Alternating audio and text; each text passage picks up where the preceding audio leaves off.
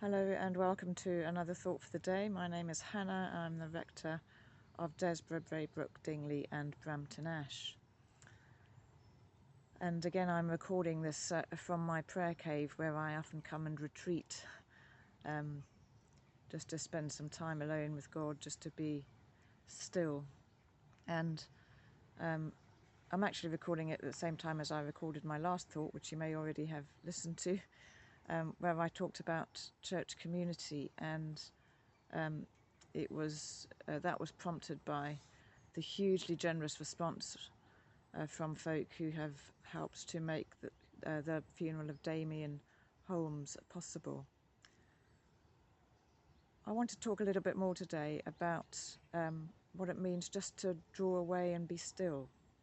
So we've had within our benefice over the last 3 weeks, we've had 3 deaths of people who have been well loved within our communities, and I knew all 3 of those people. One in particular I would say was a good friend of mine, and as is his family, and it's hit me hard, as well as obviously hitting the families hugely harder.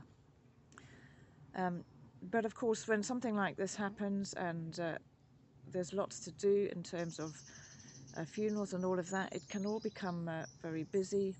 And I notice in myself the tendency just to kind of push down my own feelings of sadness and just get absorbed in the busyness. And today I've just felt the prompting of God to say stop, draw away. And as I reflect on that, I think of some of you who I know who are also folk who are brilliant at just getting involved and doing things and helping and serving, and I'm not going to name names, but you probably know who you are. And I think many of us do that when feelings get difficult, and sometimes it's hard to be with our feelings because they're uncomfortable. So in place of that, we do more, because that's one way of kind of pushing down the feeling. And it's really important that we find the time just to stop, to draw away. And for me, that means drawing away to be with God, where I can just sit and be with the feelings of sadness, of grief, of anger even, at lives, certainly 2 of the lives of the 3 being taken what seems like too soon, too suddenly. And I notice as I do that, I sometimes have some music with me, and I've been listening to a beautiful worship song called Be Still. It's just be still, my soul, be still. And I notice as I do that, and I come before God, that both my feelings come more to the surface, and I'm able just to express them before God. I'm able to cry, but also that actually I suddenly discover the closeness of God with me, comforting me, holding me.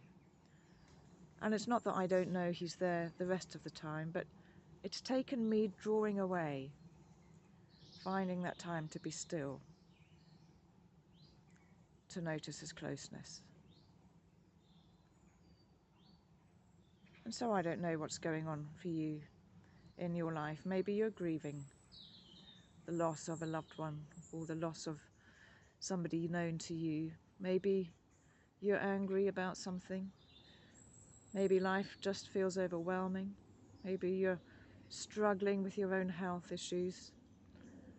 And it can be so easy, or so tempting even, not to allow yourself to sit with some of that. I encourage you today, even though it can be really hard to do, to put in a time when you're just going to draw away and spend some time with God, just being still, allowing Him to minister to your soul,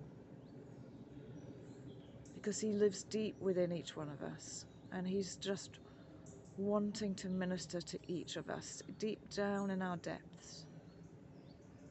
But it takes us the willingness to give Him the space in order that we can do that together.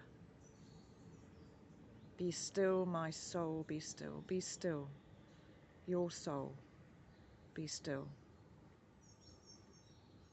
Amen.